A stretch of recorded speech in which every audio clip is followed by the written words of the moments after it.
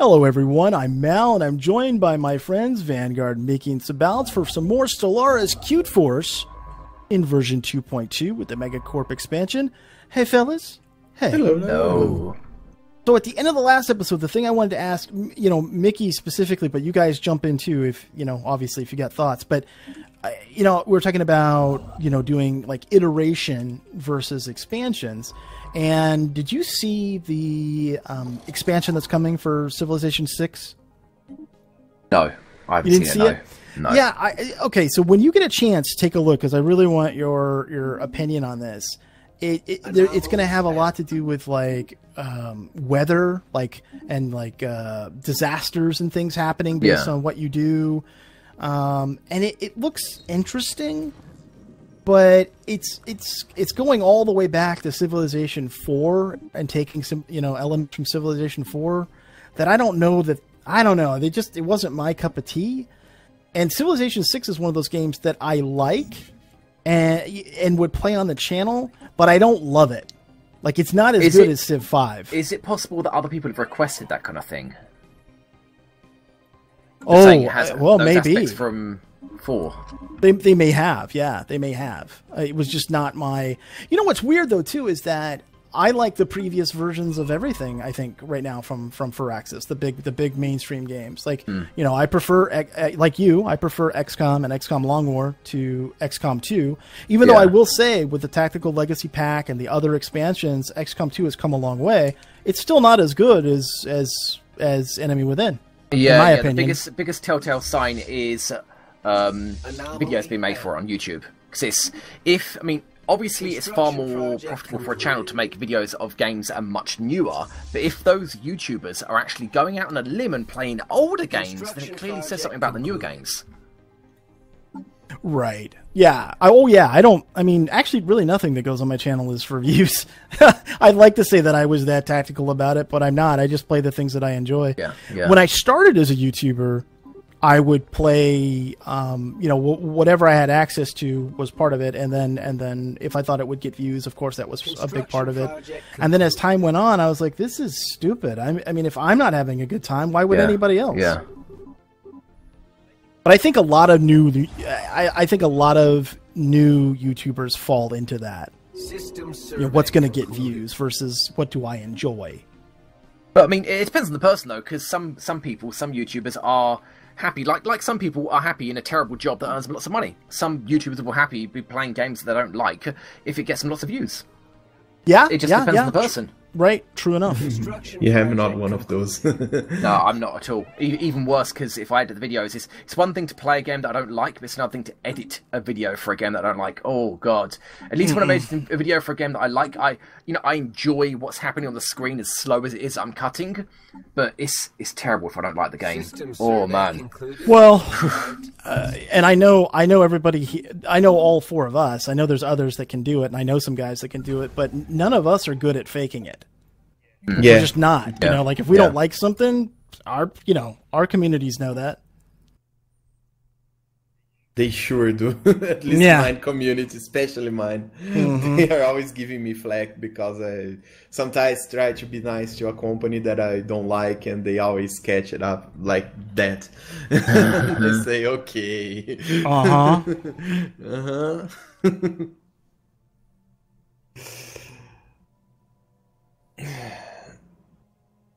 But the good part about this is that when you really like a company, they always believe in you.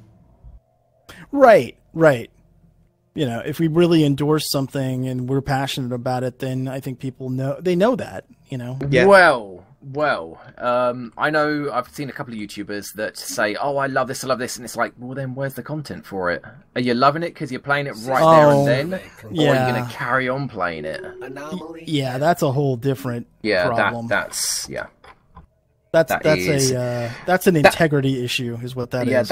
Yeah, I think that's more. Well, it could be an integrity thing, but I think that's more akin to imagine a relationship with emotional blackmail. Emotional blackmail. That's what I think that is. Where a company's really, really nice to you, so you don't want to say anything bad about them. Oh yeah, yeah. Well, and it's become way more prevalent in the last couple of years for these quote unquote press only or influencer only events, and none of us are big enough to ever get invited to those things.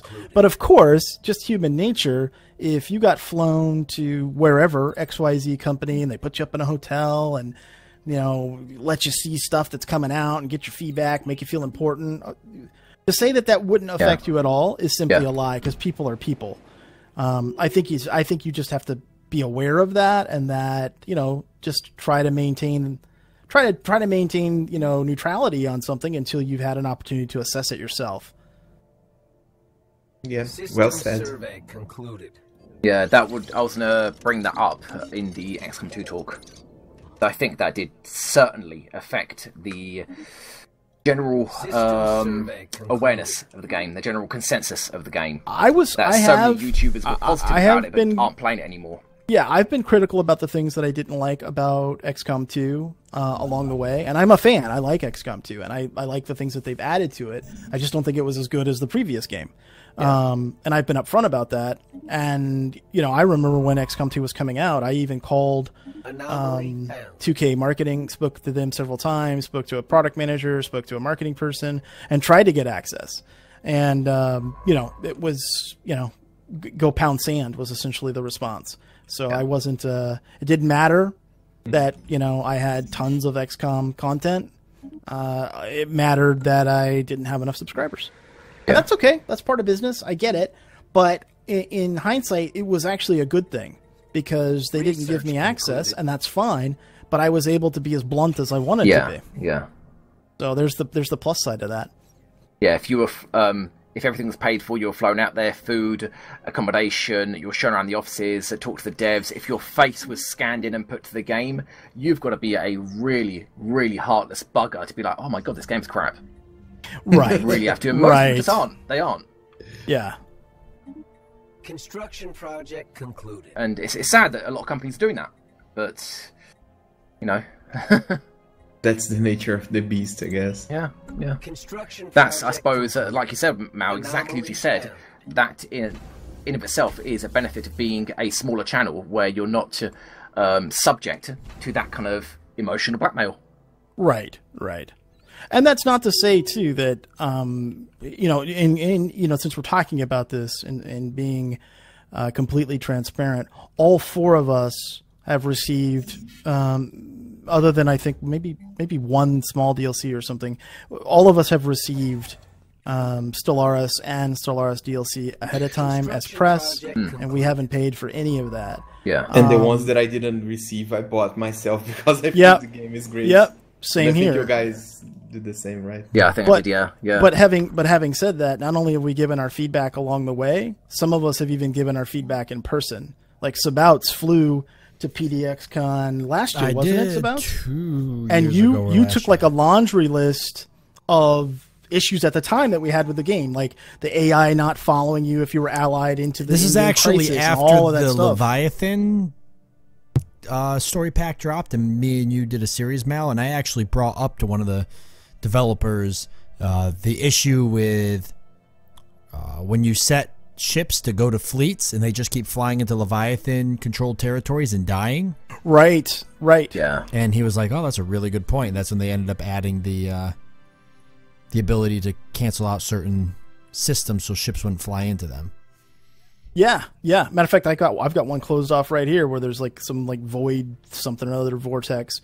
But yeah, that was all based on feedback. That was based on feedback you gave in person. Now other people gave them feedback too, but my point being is that we're not going to hold back on the things that we're critical about, especially about a game that we really care about. If you're critical about a game, it's for the better. I mean, you're not going to criticize a game if you don't care about it.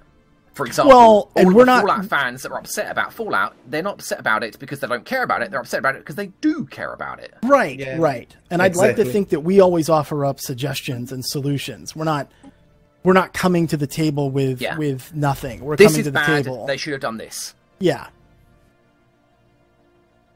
I think that makes it a little bit different, right? Yeah. Yeah, it sure does, man. Sure does. I mean, that's what I do when I criticize games. I try, not always, but most of the time, I try to come up with another idea of how it could have been done. I mean, sometimes I do get stumped and like, this isn't working this particular way. I don't know of a way they could have fixed it, but this isn't working. But most of the time, I'm like, yeah, they should have done this instead. Anomaly found. Yeah, people, not people, companies, sometimes they misunderstood us talking about the defects of the game or the faults of the game with us not liking the game or we just wanting to have attention or whatever. That's not true at all. All we want is to have a better product, because before we were YouTubers, I guess, all of us, we are gamers, and we want to see the market thrive. We want to see better games for us to play also. At least that's my opinion, and I think you guys agree with me, don't you? Yeah. Yeah, 100%.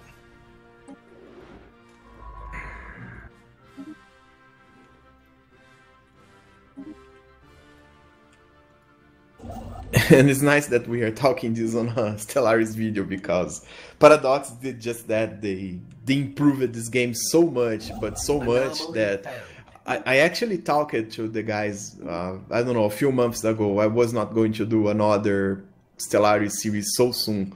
And when I got the Megacorp, this update, it's not Megacorp at all, the update from Megacorp, I said, wow, the game improved so much that it deserves a new series. And here we are recording it. And I'm also making one in Portuguese in my channel, because I said, this game is so awesome now, improved so much that it deserves to be recognized more, to have more attention on it. And the same thing goes backwards for other companies that I'm not going to mention here. I'm canceling a lot of series that I was going to do about other companies because they're just messing it up. And why should I promote bad games if I have so many choices about good games to promote? So this is how I see it. I think we need to give attention to companies that are making good games. Pause the game for a second. Sorry, I got things going really out of control. Okay, that's fine. We can pause it. I got plenty of stuff to look at here too. Yeah, I understand what you're saying too, Vanguard. Yeah. Yeah, doesn't it make sense? Because why should we promote bad games? Well, I really thought, because we're always looking for games that we can play together. We had talked months ago about, like Fallout 76. We're all Fallout fans, and people at the company there, and we certainly could have gotten access. And the reality is. Well, do you want to be a bit more precise in that? In terms of, we certainly could have gotten access. You like to no, I don't think so. But I just think that the current execution of Fallout 76 is not only is the game fundamentally flawed, but the other issues that have come up related to that, and Bethesda's response or lack thereof regarding issues and concerns from the player base. I have no interest in playing that game now. I hope that they do improve it. I hope that people end up getting their money's worth, but I'm not gonna play the game, and I'm certainly not gonna support it on the channel. Yeah, since you touched on that, Mal, and I have a very Fallout heavy channel, since this is an English video, I can say this. That game gave me such a sour taste in my mouth that I'm not even feeling compelled to play Fallout 4 anymore. I mean, when I look to Fallout 4, I think of Fallout 76, and I think, wow, is this what we are going to get on Fallout 5? This kind of gameplay? Or Skyrim, or Elder game, Scrolls Starfield. 6, or Starfield. Elder Scrolls, yeah. So it's scary. It is scary. So my decision was, okay, so I'm going to put Fallout in the freezer until they sort it out, and I'm going to do Metro instead, because it's a very similar game considering everything. And I know Metro is great. Metro Last Light promises to be great. It's going to come out in April. And I said, why should I support Bethesda if I can support Metro? It makes no sense to me. And Fallout 4 is going to go to a freezer until they sort out what they are doing with their company, because I'm getting so much flack because of Fallout 76, not on my channel, but on my personal media. People keep posting things about Fallout 76, bad things about Fallout 76, and it's burning my soul because I don't want to hear it. I know the game is bad, everybody knows it, so just forget about it. Give them time to fix it, then you flack it again. But I don't know, it just, I don't feel good reading all those comments about how bad the game is. So I'm just stepping away from Fallout because of that game. Because of one game, it's ruining 2 years of work in my channel. It's not just one game though, it was a series of decisions. Like before Fallout 76, look at the 2 attempts Even they made Fallout at paint 4. mods. Yeah, even Fallout 4, yeah. that game is a loading simulator. I have to make a custom script to unlock the FPS on loading screens because I realized that the loading screens are tied to your FPS. So if you have a very powerful computer, you can unlock the FPS, let the game run on 900, 1000 FPS, and the loadings, they got to a manageable time. And wow, Fallout 4 was almost Game of the Year. It lost only to Witcher. How in the hell can sorry for the word, how in the hell can a Game of the Year contender can have a loading screen locked behind FPS? That's unimaginable, and it's the worst flaw of Fallout 4.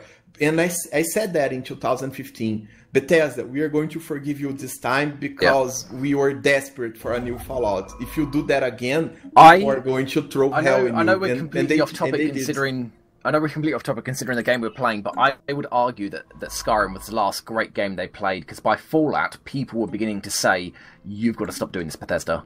It was cute before, it's not cute anymore, and we'll put up with it for now, but we're not going to put up with it anymore. And I would argue that Skyrim was the last great game they made, and Fallout was just, people just put up with the problems.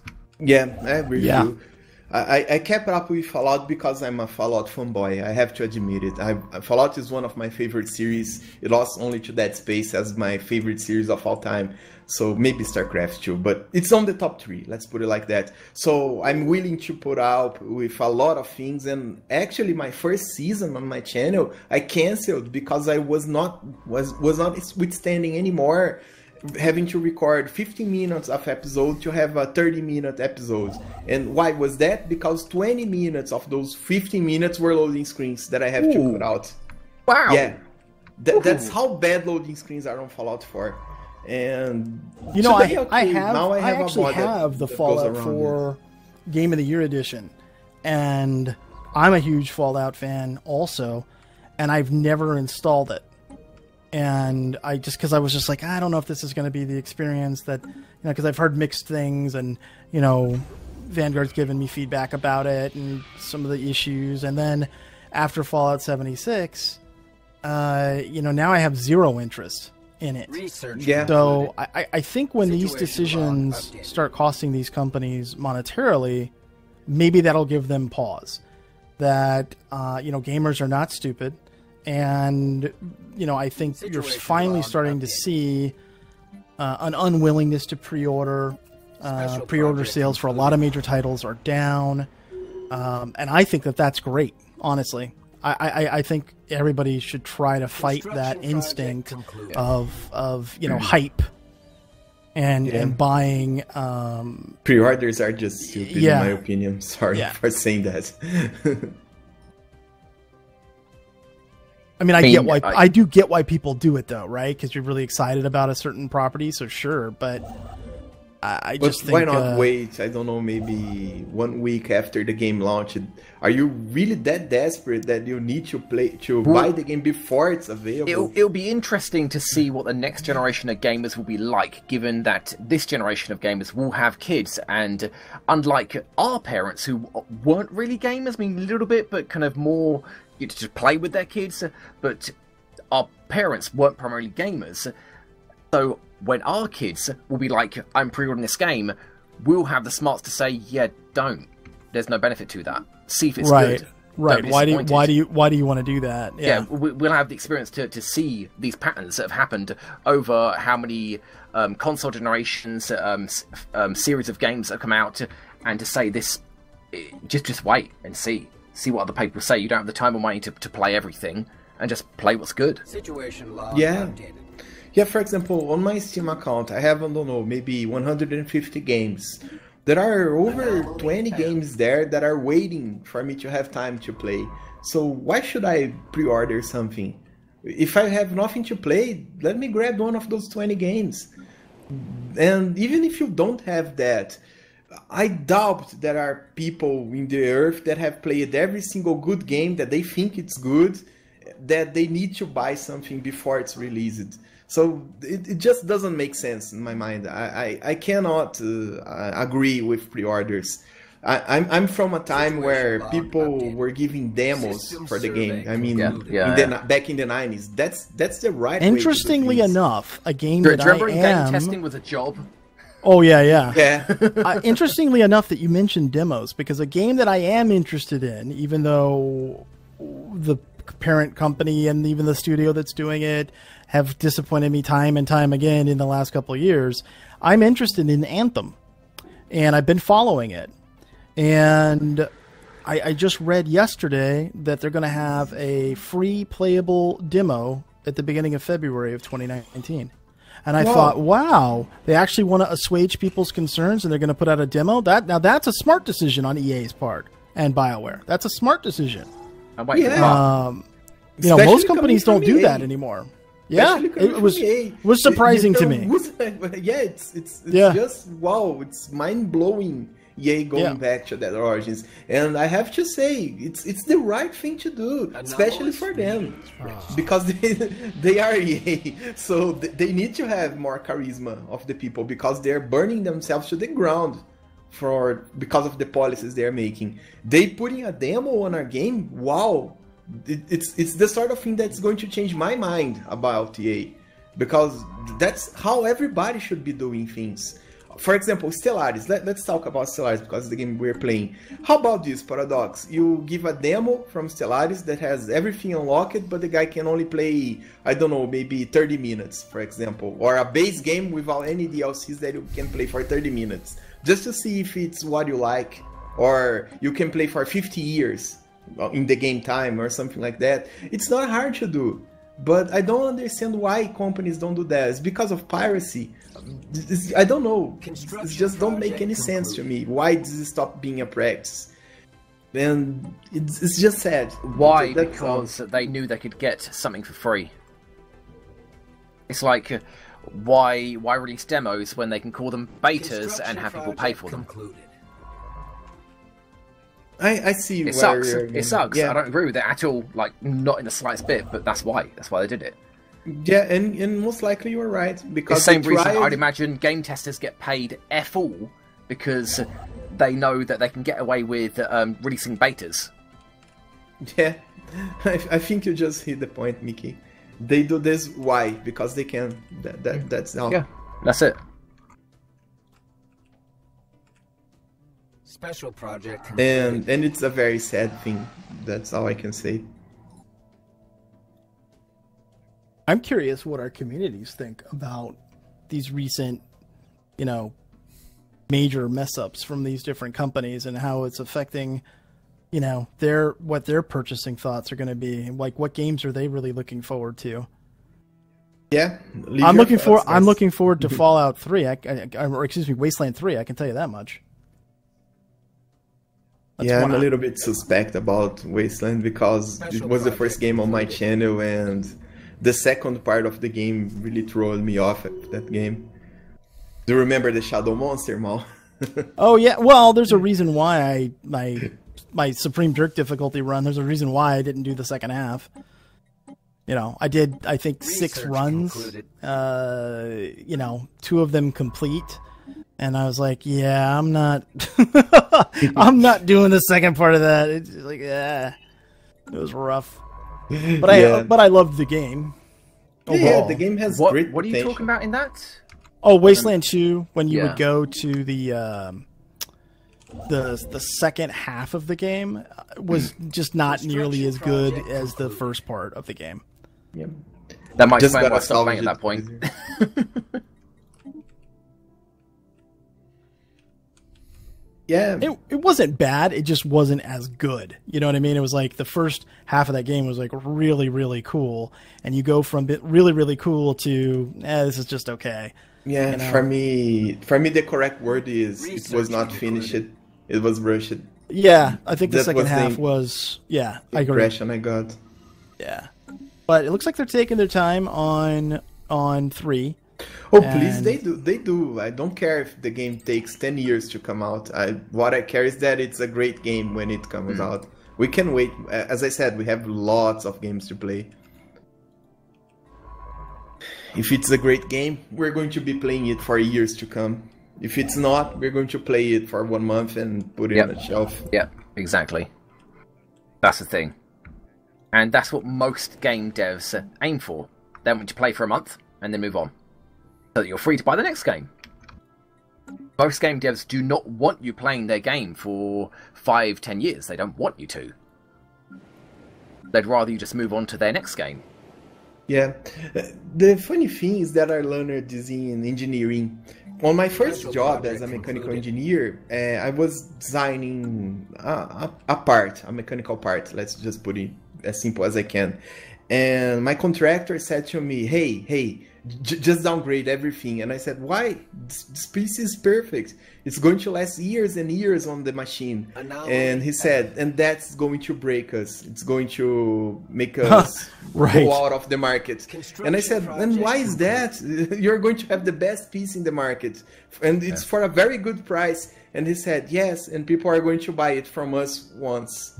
And in 10 years, nobody else is going to be buying because they're still going to have your part working. We need a good part that is cheap, but that works for 1 year tops. After 1 year, it needs to be obsolete, or it needs to break, or it needs to have some kind of maintenance so we can keep our job open. Planned obsolescence. Yeah, planned obsolescence. And I said, wow, are you really telling me that working on engineering is like that? And he said, well, if you want to stay in the market, yes, it is. And I said, if you want to keep your job, it is. That's funny. Exactly. Actually, we have a term in that too in contracting. If somebody, if you do like, that's obviously not a good thing, but if somebody does like a bad job at something or they break something, then we just call it job security. Or like example, I put a backsplash up for a customer. So I tiled a backsplash behind her kitchen. Well, she didn't like the tile that was put up there, which has nothing to do with me. So I told her, I said, I'm gonna have to charge you to take that old tile off and put new tile on. And she was like, oh, I guess, go for it and stuff. So I ended up doing that and then billing her for that. And I made a joke to somebody about it. I was like, it's just job security. Don't help the customer make a decision. Let them make a mistake, and then you go back to fix it. Research concluded. Well, yeah, right? Yeah. And, Special project well, what can I say? That's how it goes. Wow. Yeah, that's true. That's very true. And I said, wow. Actually, when I was in the Marine Corps too, the aircraft technicians, like the Bell Boeing technicians who were engineers on the aircraft, they would sometimes refuse to give us certain documents or certain blueprints and schematics for the aircraft, and they wouldn't teach us like how certain components would work simply because they were preserving their own jobs. Because if they taught us everything that they had or gave us all the materials, then they would be completely worthless. Yeah, I heard that before. Well, yeah, knowledge is power, dude. They're not going to tell you anything. They can keep from it. Research concluded. I think that's a very sad way of carrying out things. Oh, it is, but it's the reality of things. A market opening like that would allow a company to take advantage of it. For example, phones. Phones are designed nowadays to not last more than 2 years, and then if they do, updates are done on the phones to slow them down to make them even more obsolete. So why isn't there a company that's like, you know what, we will fill in that gap, we will sell this phone and guarantee that it works and is supported for 10 years? Why is that not a thing? Because they would, if there is money to be made. They wouldn't make money doing it. That's the thing. Yeah. Businesses nowadays, they make most of their money off of making you have to rebuy products. It's like, so it's like, for example, like dishwashers and fridges, stoves, like appliances. And the appliance companies, they used to build appliances that would last like 20 years Well, what they found out is that when they made them last 20 years, people were buying less appliances less often. So they realized, like, oh, well, if we put cheaper materials in these, or if we don't buy the best material to put in these and build them solid, you know, now people are going to have to replace their appliances every 5 to 7 years, and that's more money for us. Right. I mean, it's just the way it's just how the market works. You know, if they could build things to last, I mean, they really could, because they've done it before. And I mean, we have the technology to build things. It's like a pump in a well. You know, we've got wells that people put these pumps in. They submerge them in the water, and then these pumps can last for 30, 40 years. But a refrigerator or a dishwasher is going to burn out after 5 to 7. So we know that the technology exists to build better components, and the materials exist. A lot of companies just choose not to put these better materials in there because they'll put themselves out of business. You know, once everybody owns the greatest thing that you've ever made, and then you've made it so it lasts forever, now nobody's going to buy it again. In an ideal world, you could say, well, this product's better. It does this quicker or more efficiently, cheaper. But the consumer generally wants a product that's going to do all of that plus some. You know, you can't just be like, well, that's not necessarily true, because hospitals do it all the time. That's why hospitals are like giant money shredding machines, because these salespeople will come in there and be like, oh, this is an x-ray machine. And they're like, oh, we already have one. They're like, yeah, but it is 0.5% better. And they're like, oh my God, we got to have it. So they buy like millions of dollars worth of these equipments that only have 0.5% or 1% increases in, you know, how it operates or its efficiency. And hospitals they're notorious for doing stuff like that. But consumers, consumers are a little bit different than businesses. You know, like the way I spend money with my business is a lot more recklessly than I spend money as a consumer. You know, I might go out and buy hundreds of dollars in tools for my business and be like, oh, well, I got to have it to do my job. But then I'll go home and I'll be like, oh, ramen noodle tonight. Well, you do what you gotta do, right? Okay, folks, well, we're at the end of this one. We hope that you enjoyed it. If you did, hit that thumbs up. Thanks so much for watching. Till next time, I'm Mal for Sabouts, Vanguard, and Mickey, and we will see you later. See you guys. Bye-bye. Bye, everybody.